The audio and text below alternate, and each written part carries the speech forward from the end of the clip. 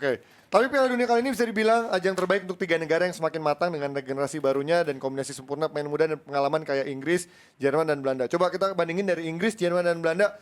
Menurut lo dari Inggris dulu, Coach. Inggris kita udah sempat bahas. Mungkin dari Belanda dulu deh. Lo melihat sekarang kombinasi pemain di Belanda apakah lebih baik dari turnamen sebelumnya? Sorry, nggak ikut turnamen sebelumnya dia. Gue lihat 3 tim ini, tiga ini Yeah. tidak konsisten. Kalau lu kemarin nonton Jerman Belanda, main dua-dua pelatih bereksperimen, Ya. dua-dua main 3-4-3, Ya, bener tapi waktunya. 3-4-3-nya beda. Kalau Jerman main 3-4-3, 1 striker, 2 winger. Ya. Kalau Belanda 2 striker, 1 nomor 10 di Betul, belakangnya, masih ada nomor 10. Berghuis. Cuman dari sisi taktikal beda juga. Ya. 3-nya Jerman lebih melebar, 3-nya Belanda lebih rapat. Ya, benar. Nah, babak pertama Jerman menguasai, oke? Mereka dapat 1 gol. Babak kedua, terutama setengah jam terakhir, diobok-obok Jerman sama Belanda. Artinya lu nggak konsisten. Dan skor 1-1 oke. Inggris sama. Oke. Kalau Kane lagi on fire, 1/100 peluang bisa jadi gol. Oke. Pertanyaan kan ada siapa yang supply? Ya contoh paling bagus di Piala Eropa kemarin di mana mereka masuk ke final. Itu kan sebuah prestasi juga walaupun nggak juara, lu udah masuk final. Tapi Sancho dan Rashford cadangan. Ya. Kenapa? Karena mereka nggak perform. Bukan karena memang mereka nggak punya apa ya? Karena permainan Southgate kan membutuhkan pemain yang seimbang ya dalam menyerang maupun juga harus ikut bertahan kan. Iya. Nah, Sancho Rashford kan nggak punya atribut itu kan. Itu kan cuman bisa itu kan tinggal ngomong. Lu kalau kehilangan bola lu balik, kalau nggak gue tampol lo ya. Ngerti nggak? Iya. Nah, tapi kalau satu persatu tim dari Belanda, Coach, lu melihat Belanda sekarang ini komposisinya masih terus gue lihat juga berapa kali rotasi. Ya. Artinya pelatihnya pun sendiri kayaknya belum tahu Nggak. pemain terbaiknya. Bukan tahu. Tapi masih nyoba. Tujuan friendly match adalah bereksperimen. iya. Dan ini dimanfaatkan oleh pelatih bagus kayak Van Gaal, Flick, Masih bilang bagus Van Gaal berarti ya? di timnas ya. Oke. Di timnas ya, for sure. oke. Flick, Sama Southgate. Southgate kan juga Eksperimen, ya. ambil 3 Tiga pemain pemain, ya. Crystal Palace yang nggak Ya. jelas, ngerti Betul, nggak? betul. Dikasih kesempatan. Inilah tujuan untuk bahkan Italia kemarin menang lawan Turki. Iya, Pemain muda, tengah sama depan 6 pemain muda yang Karena udah nggak penting lagi nyaris ya main. kemarin ya. Mungkin nggak penting. Untuk buat masa depan karena minimal ada udah proyeksi, exactly. Buat masa depan harus apa namanya dikasih kesempatan. Nah, kalau Ya. kembali lagi ke Belanda ini skuadnya, stoknya ini nggak banyak. Oke. Squad Jadi member. nggak bisa lu ganti 5-6 pemain. Kayak Jerman kemarin 5-6 pemain diganti dengan pemain muda. Ya. Belanda stoknya kan nggak banyak. Jadi yang diganti 2-3, sistemnya yang diganti, Ji. Oke. Biasa bermain 4-3-3, kemarin 3-4-3, terus dengan White, dengan masuk ke dalam, dengan Malaysia yang lebih menyerang, dengan Dumfries yang lebih bertahan. Ya. Jadi banyak sekali sebagai pelatih yang bisa dilakukan pada saat mereka mendapatkan friendly match. Karena Van Gaal pun komplain, gue nggak punya waktu banyak untuk bereksperimen. Ya. Karena friendly match-nya pun nggak akan banyak. Ya, udah mepet waktunya. Iya, udah mundur. mepet waktunya. Jadi kalau lu bilang gue nilai 3 tim ini sama levelnya. Sama levelnya. Sama level. 3-3 tidak konsisten. Mungkin bedanya di turnamen-turnamen terakhir Inggris yang sedikit lebih baik ya. Tapi sekarang kalau ngomong kita dari bandingin sama Inggris ya, mungkin Inggris sudah tahu pakem gitu, tahu Southgate gimana memainkan timnya. Iya. Hampir 11 mainnya udah hampir ketahuan. Kalau Iya. Jerman kan dalam kita lihat di turnamen terakhir nggak worth gitu pemain-pemain utamanya. Menurut lu bakal Iya. ada perombakan besar nggak di bawah Hansi Flick? Ada. Kemarin Musiala main itu keren banget. Jamal Musiala mainnya. ya. Terus si Sane juga Leroy dapat Sané. role yang berbeda, dapat free role. Kan Ya. biasanya dia sebagai winger. Belum masih ada Gnabry. Tapi belum. backnya mengkhawatirkan nggak sih Coach? Kemarin kan ada City Lokerer yang sempat lu bilang di PSG Ya, agak on betul, gitu kan. betul. Gue bilang selama Sule nggak main aja, kalau Sulaiman selesai itu. Aduh, Wahyu Ya, Jasanto. kemarin diberikan, nah, kalau Kerr sih untuk gue bapuk Iya, ya, cuman back kirinya yang rambutnya dicet itu, Raum. ya David Raum. itu lumayan lah. Dalam arti Flick pun masih nggak tahu Iya, masih- line up seperti yang dia lakukan, makanya dia kasih banyak kesempatan kepada pemain muda. Dan gue juga kaget, wah Jerman kayak gini di babak pertama. Yang gue bilang juga salahnya Belanda karena memberi ruang terutama di lini tengah. Ruang ini tidak diberikan lagi karena Belanda lebih bermain half man to man, half zona, sehingga ruang di tengah nggak didapatkan. Justru Belanda yang lebih agresif. Itu harusnya di babak kedua Belanda bisa cetak lebih dari 2 gol. Kalau Belandanya Coach, tapi Nggak konsisten juga. pemain-pemainnya ini kan pasti dulu kan lu membenci banget namanya Daley Blind. Masih ada sekarang. Sampai. Masih jadi back tengah Ya, sekarang. gue nggak paham juga. Semoga kalau De Vrij datang, dia nggak main sebagai itu. Nah, ini pemain kan bagus dari sisi visi, dari passing. Ya. Tapi kan leletnya minta ampun. Ya, Dan nggak bisa lompat. Makanya dengan 3 center back sebenarnya Iya. akan membantu kan. Walaupun dia lambat, tapi masih ada Van Dijk, Iya. ada De Ligt juga kan. Betul. Kan pertanyaan lu apa? Gue bilang dia itu bisa banget diganti. Bahkan gue harap dia cedera biar Stefan De Vrij yang main. Oke, kalau tengahnya menurut lu siapa yang akan Dumfries enggak maksudnya gelandang tengahnya sampai winger. Nah, kemarin Dumfries akan itu kanan. lawan Denmark, Koop Miners dicoba Ya. sama De Jong, itu main luar biasa. Lawan Jerman juga main lagi Terus kan. starter juga Koop Miners, tapi agak kurang mainnya. Ya, Akhirnya ganti makanya. Wijnaldum dimasukin. Nah. Di tengah ada beberapa pilihan, kan masih ada De Roon juga. David Klaassen masih main loh, gue nggak Ya, habis nah pikir. itu benar-benar sub ketiga lah. Artinya begini, setiap tempat itu harus ada double. Nah, si Klaassen ini kan pelapisnya Berghuis. Ya. Berghuis lagi bagus dan dia menunjukkan juga. Oke. Kemarin lawan Jerman agak kurang, tapi lawan Denmark bagus sekali. Tapi kalau lu tanya gue, tengahnya itu kalau nggak Frenkie de Jong sama Koop Miners, Frenkie de Jong sama Wijnaldum. Ya. Itu udah Oke. fix. Kalau ke depan Depay dengan menurunnya sekarang bersama Depay Barcelona, pasti starter. walaupun lagi menurun sekarang sama Barcelona. Iya, karena nggak banyak pilihan juga. Lu mau pasang Luuk de Jong?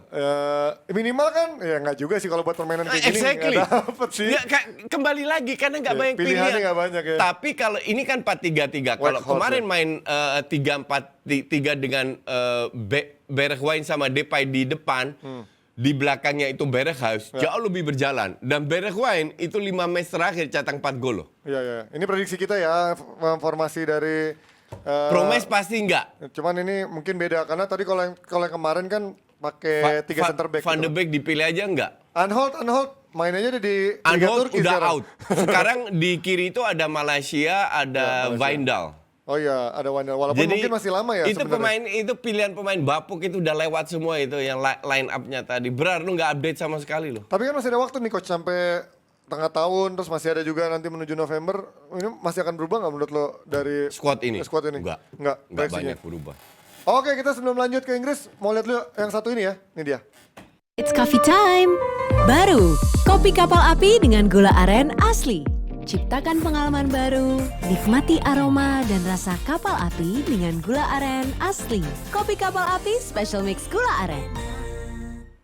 Oke, tadi sudah ngebahas sedikit Belanda dan juga Jerman. Mungkin nanti Jerman kita bahas juga sedikit lagi di lini depannya. Kita ngebahas dari Inggris nih coach. Bagaimana Inggris yang punya banyak main muda sebenarnya sempat kita bahas, tapi ini kelihatannya butuh ada penyegaran pada akhirnya ketika mereka ke final, otomatis harapannya adalah bisa juara sekarang di Piala Dunia. Ini menurut lo apa yang kurang dari mentalitas pemain Inggris? Karena pemain-pemainnya udah pada senior sekarang. Gue bilang Inggris ini agak overrated playernya. Ya. Jadi prestasi yang netizen Wakanda itu kan cuma lihat hasil, ya kan? Ya. Cuman kalau gue lihat dari permainan, ini bukan tim jelek, tapi definitely bukan tim bagus juga. Oke, walaupun udah Bukan- finalis sama semifinalis ya. Iya. Ini tim yang lebih reaction football, bukan tim yang berani mengambil inisiatif kayak Jerman, kayak Spanyol. Ngerti Balik nggak? lagi ke pelatihnya sebenarnya kalau Balik itu kan. lagi, balik lagi. Tapi kalau lihat Tapi kan Jerman juga kualitas sekarang- pemainnya biasa. Jerman juga udah hancur lah coach berapa Nggak, tahun terakhir. Jerman keren kemarin. Ya kemarin, tapi Ya, kan uji coba gitu kan. Nggak, bukan. tapi di bawah Flick 9 kali menang, Oh, ini iya, baru iya. kemarin. Baru kemarin mereka kehilangan poin. Nah, Inggris ini bukan tim jelek, tapi untuk dibilang calon kuat masuk final, enggak juga. Ya karena permainannya, lo masih belum yakin sama permainannya kan. Iya, dan kualitas pemainnya. Lah, kualitas mainnya apa yang kurang? Dibandingin sama, ibaratnya kita head to head sama kualitas main Jerman atau Belanda? Oke, kalau Kane cedera.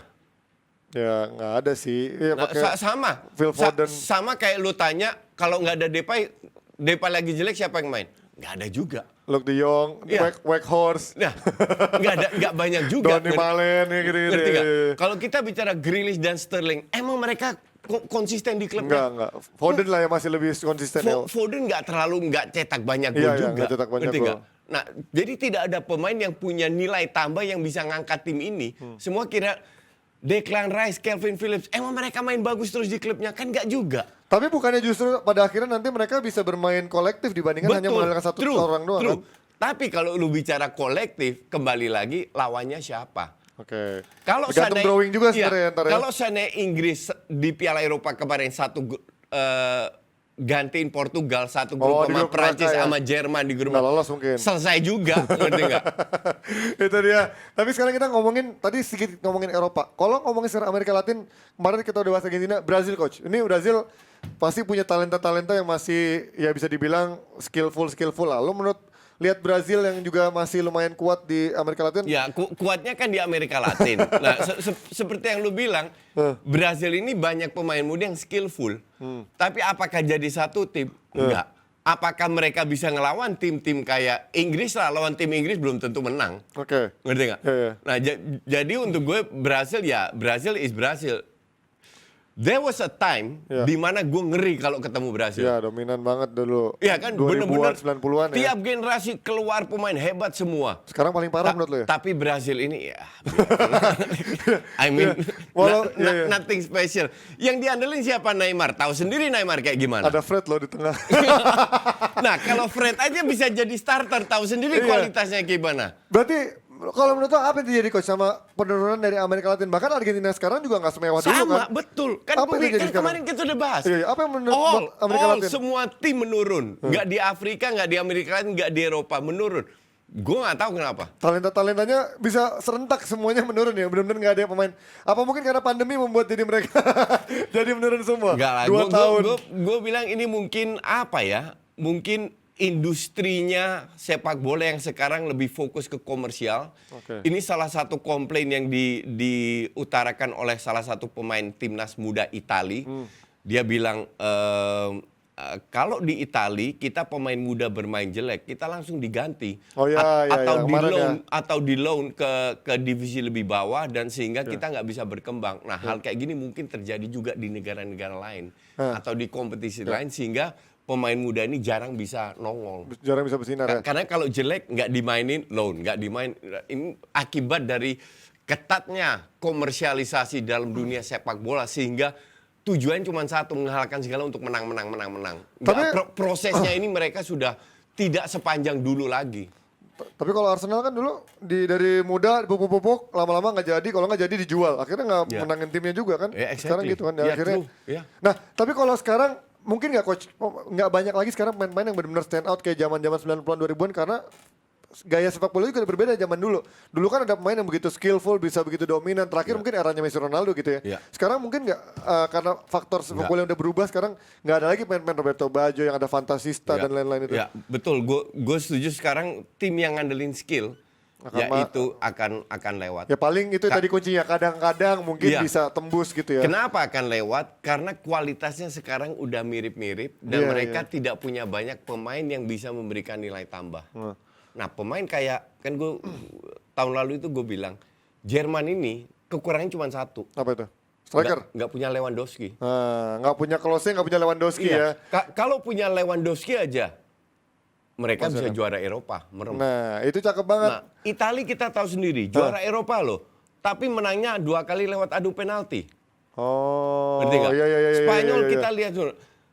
Belgia udah drop, nggak usah kita bahas. Betapa Belgia ngedropnya. udah selesai itu. Ya. Prancis drop, hilang juga. Pemain-pemain yang benar-benar bisa andelin siapa? Benzema doang. Bahkan Mbappe masih ada. Udah Ya masuk oke, Mbappe lagi. Benzema dan Mbappe itu doang. Oke. Nah mereka cetak 4 gol, kebobolan 5, kalah juga kan? Ngerti nggak? Kan backnya masih lumayan jago coach, Iya, ada si ada Kim lumayan Pembe. jaga. Kimpembe lihat lawan Madrid PSG. kayak gimana. Ada Konde, Varane siapa lagi? lihat Ya. kayak gimana mainnya. Konde. Jadi sejago apa? Kipernya Goloris, ada Agangolo Conte yang udah makin tua. Ada siapa lagi? Chouameni sama Pogba. Tapi gua rasa Prancis masih paling kuat gak sih coach kandidatnya dibanding secara tim gitu, kualitas individual bukan lebih bagus Di ya atas kertas oke, di Ya. atas kertas iya. Ya. Tapi apakah bisa jadi satu tim, gue yakin. Ini I tell you ya, gue itu mulai dari 2016, gue udah malas nonton final.